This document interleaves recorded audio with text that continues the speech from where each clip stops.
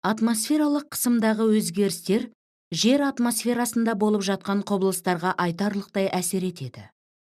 Әртүрлі метеорологиялық орталықтарда алдын ала болжанған температура және қысым өлшеулері немесе метеорологиялық спутниктен алынған мәліметтер қысымның реттелуін сипаттайтын иллюстрациялық карта жасауға мүмкіндік береді.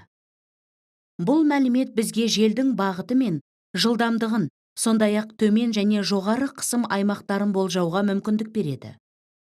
Қысымы жоғары аймақтарда атмосфералық қысым айналадағы аймақтарға қарағанда жоғары болады. Мұнда қысымның белгілі мәні емес, қысымның картадағы өзгерісі маңызды. Қысым жоғары болғанда ауыр ауа төмен түседі. Ауа жылынып, бұлттың тууына кедергі жасайды. Сондықтан жоғарғы қысым аймағы жақсы ауа райымен сәйкестендіреді.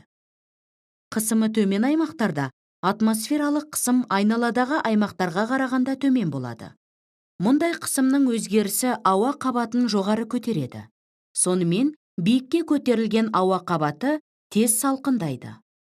Бұл будың конденсациялануы мен бұлттың пайда болуына әкелуі мүмкін.